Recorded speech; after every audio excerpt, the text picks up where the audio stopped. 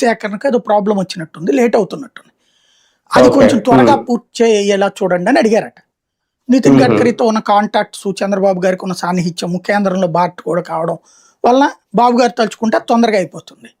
అది. ఈవెన్ మనకు కూడా రికమెండ్ భద్రాచలంకి ఇప్పుడు ఫాస్ట్ అవుతుంది. అప్పుడు అంటే ఒక రికమెండేషన్ అది ఆ, ఆయన ఈయన ద్వారా. అది చేయమని అడగడంలో తప్పులేదు. అది నియోజకవర్గానికి, 2 రాష్ట్రాలకి అంతా ప్రయోజనం.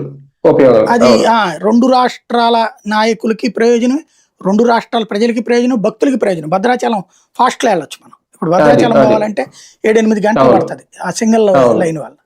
అవును. అది అవును. 3-4 గంటల్లో బట్టే అవకాశం ఉంటుంది అనమాట. ఓకే. అది ఒక మంచి ఆలోచన. అది ఆయన అడగడంలో ఓకే. తప్పు లేదు. కాకపోతే తిరుమల కొండ పైన ఇది అడిగారట, దాన్ని ఏంటది, 5 ఎకరాలు. తిరుమల అదే తెలంగాణ తెలంగాణ భవన్ భవన్ కోసం. కడతాను. అది మాత్రం అసాధ్యం, కడితే తప్పు కూడా. అది అవునా?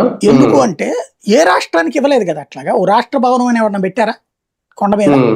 లేదు. ఎందుకు అసలు నీ రాష్ట్ర భవనం అంటే ఢిల్లీలో ఉంటాయి రాష్ట్ర భవనం. ఇప్పుడు మన ఆంధ్ర భవన్ లో రూమ్లు అవి అద్దెకిస్తాం మన వాళ్ళకి. మనం వెళ్ళినప్పుడు జర్నలిస్టులు కానీ, లేకపోతే ఎమ్మెల్యేలు కానీ, ఎంపీలు కానీ, వీళ్ళ తరపున మనుషులు ఎవరన్నా వెళ్తే తక్కువ రేటుకి అద్దెకిస్తారు అక్కడ. ఒక క్యాంటీన్ సబ్సిడీ రేటు నడుస్తుంటది అక్కడ. ప్రజాప్రతినిధులకైతే తక్కువ రేటు, జర్నలిస్టులకైతే తక్కువ రేటు, మిగతా పబ్లిక్ అయితే మామూలు రేటు. అక్కడ 150-200 ఉంటుంది మామూలు. అదే వీళ్ళకైతే 50 రూపాయలు ఉంటుంది అనమాట. భోజనాలు, టిఫిన్లు అవి తక్కువకు ఉంటాయి. అలాంటిది చేయడంలో తప్పేమీ లేదు దాంట్లో. ఇది అట్లాంటిది ఉంటాయి అక్కడ. అలాంటిది ఇక్కడ ఆయన ఎక్స్పెక్ట్ చేస్తున్నారు.